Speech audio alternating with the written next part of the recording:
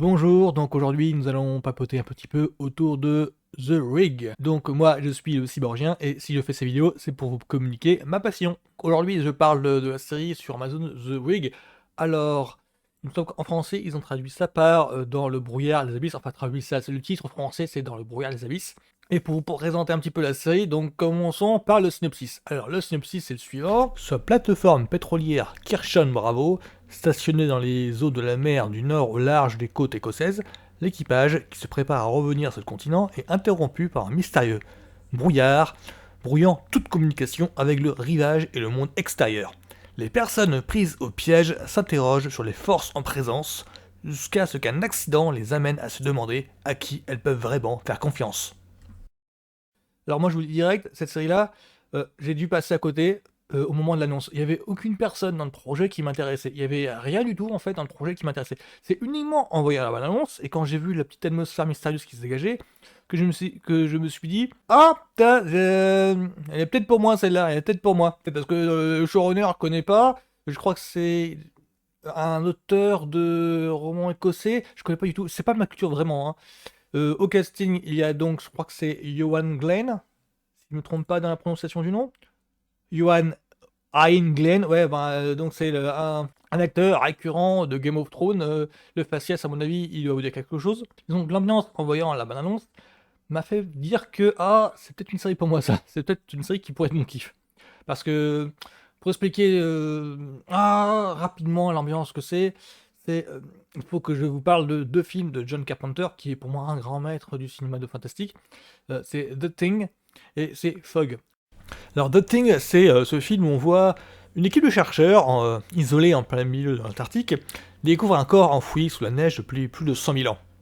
Une fois décongelé, ce corps devient une créature qui peut prendre la forme de celui qu'elle veut. Donc c'était filmé un petit peu comme un western, c'est-à-dire que ça privilégie vraiment les, les plans larges, panoramiques, enfin les plans sur les collines, les montagnes, sauf que ça se passait au pôle Nord, je crois, enfin, dans des régions montagneuses, neigeuses. Et la musique aussi de Ennio Morricone. La station scientifique faisait office de ben, bourgade perdue en plein désert, sauf que ça se passait sous la neige.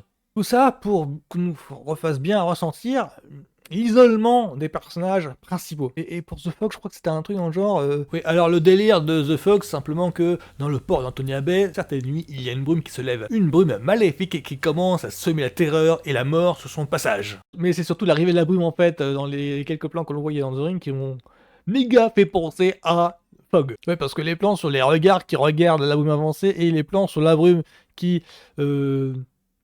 dans cette espèce de masse informe, nuageux, gazeux, s'approche lentement, mais inexorablement, vers la station pétrolière, ouais, bah ça pue l'influence de Fog à plein nez. Parce que mes moments favoris dans Fog, c'est évidemment les moments où la brume s'engouffre dans tous les recoins de la ville, de la station, enfin de la ville portuaire, on va dire, euh, au- et faire des mouvements. Ah non, pas. C'est une brume, ça fait pas de mouvement. Mais en tout cas, envahissez les endroits ou passez par les endroits qu'une telle brume ne pouvait pas effectuer. J'entends par là, c'est normalement une brume, ça va dans le sens du vent. Ok, normalement c'est une brume, ça suit le vent, c'est le vent qui pousse la brume. Et en fog, la réaction suspecte, les mouvements suspects de la brume, c'était que ça allait contre le vent. C'est souligné plusieurs fois dans le film, c'est pas un spoiler, mais c'est pour donner un petit côté anormal à la brume. Il y a un petit côté, cette brume n'agit pas naturellement. Cette brume n'est pas naturelle. Donc d'office, ah, elle est surnaturelle. Parce qu'une brume se déplace poussée par le vent. Et bien d'accord. Bah là, dans Fog, c'est souligné plusieurs fois par plusieurs personnages, la brume agit un petit peu de son propre chef. Genre, elle s'engouffre dans des endroits où elle ne devrait pas aller. Genre, je crois qu'elle contourne la colline, enfin tout dans ce style, où elle s'engouffre dans un endroit où elle s'en va dans des endroits où il n'y a pas de vent, tout simplement.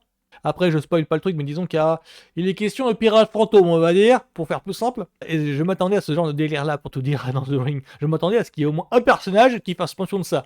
Genre, il y a une brume mystérieuse, et je m'attendais à ce qu'il y ait un des personnages, l'ouvrier, qui pose la question du vous croyez quand même pas qu'il y ait des pirates fantômes dans cette brume-là? Enfin, une réplique dans ce style. Oui, parce que le côté une équipe de manœuvre, une équipe de manuels qui œuvre aux marges de toute civilisation, là, dans The Thing, c'est au cœur du pôle Nord, il me semble. Ah, je ne voudrais pas me tromper. Et là, c'est en pleine mer, tout simplement. Ben voilà, il y a des points communs et des similitudes dans cette atmosphère d'isolation. Et pour The Fog, tout simplement, c'est pour le côté la brume est la source de force surnaturelle, de force mystérieuse. Et donc, toute cette atmosphère-là, elle m'a fait dire que, ah, peut-être une série pour moi. Justement, le problème qu'il y a avec The Rig, c'est. Enfin, le problème que moi j'ai avec The Rig, c'est tout simplement une question de. En ayant en tête ces classiques du cinéma d'horreur et du fantastique, en ayant en tête ça, bah, ça part mal pour The Rig, parce que les deux auteurs là, ça, on dirait que c'est un petit peu leur premier travail, alors que pour Carpenter, le mec, il y avait plusieurs années, quand même pas, je crois, il y avait 3-4 films avant, quand même, oui, 3-4 films avant, donc il avait fait ses preuves avant, et c'est devenu des classiques, quoi, des chefs-d'œuvre, alors que The Rig là, ça part mal dans le sens où j'ai l'impression que c'était la première fois que les mecs œuvraient dans une série télé sur Amazon, enfin, en l'occurrence sur du streaming.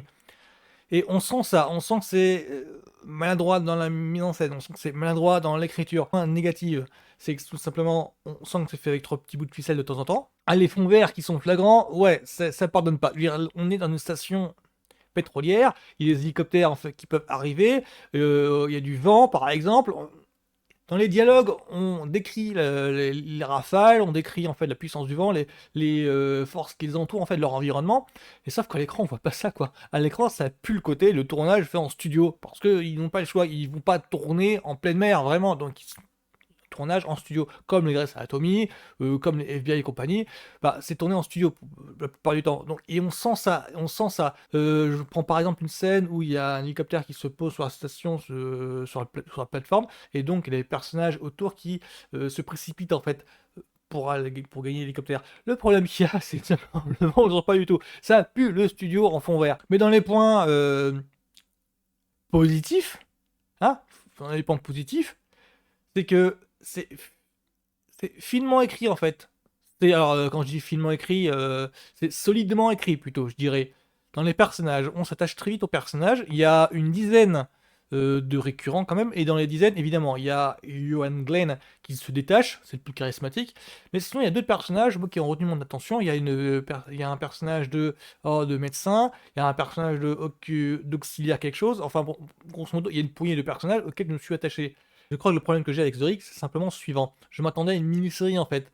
J'étais pas du tout au courant qu'il y avait une suite. J'ai pris ça comme une mini-série, que l'histoire en fait serait racontée en 6 et 7 épisodes. Et je l'ai trouvé très sommaire, très mineur. C'est qu'en grosso modo, ça se résumerait à ce huis clos dans la station pétrolière. Je croyais que ça allait être ça la série. Quelle n'a pas été ma surprise quand j'ai fait un petit peu des recherches via Google, quand j'ai constaté que, bah, en fait, c'est pas une mini-série.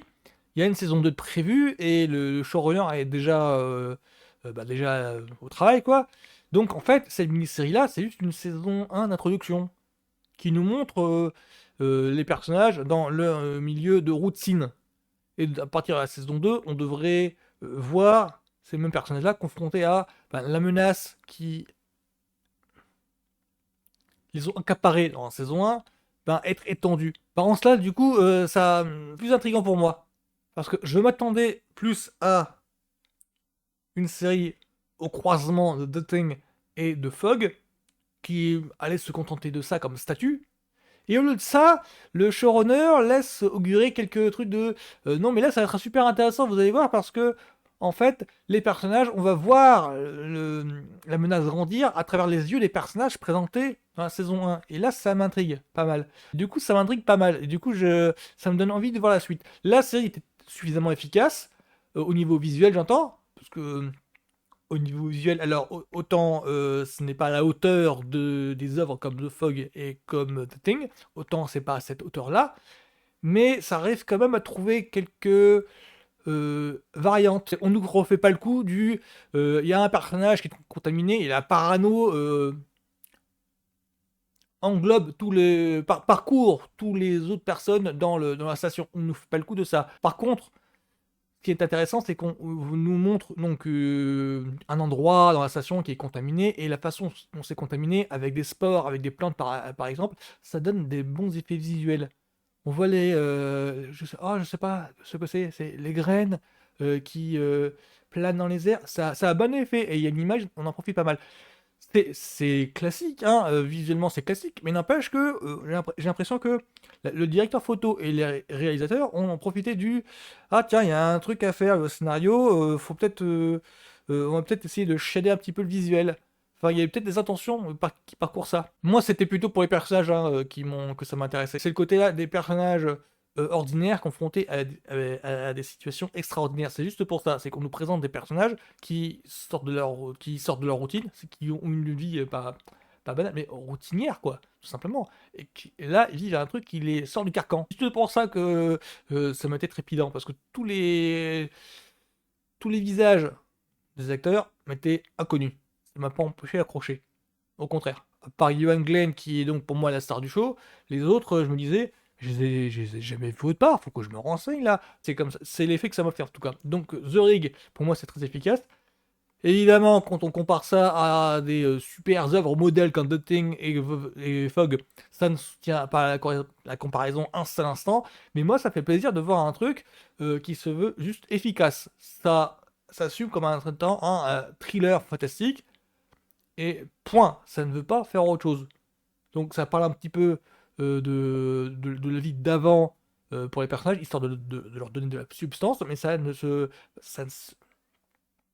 veut pas réinventer la roue. Donc pour moi, The Ring, moi je le conseille pas mal, mais alors, c'est pas un chef-d'œuvre, que l'on s'entende bien, ce n'est pas un futur classique qui va marquer, enfin c'est pas comme House of the Dragon ou Game of Thrones, je ne sais pas quoi, mais c'est suffisamment efficace pour que moi j'ai accroché, j'ai pas senti le temps passer. Donc ça dure cet épisode, et ben moi, c'est passé comme lettre à la poste. Donc ça s'appelle The Ring, c'est sur Amazon, je crois. Ouais, c'est une production Amazon Studio. Et donc, bon voilà, bah, j'attends la saison 2 avec impatience du coup. Donc c'était tout pour moi, ciao à plus.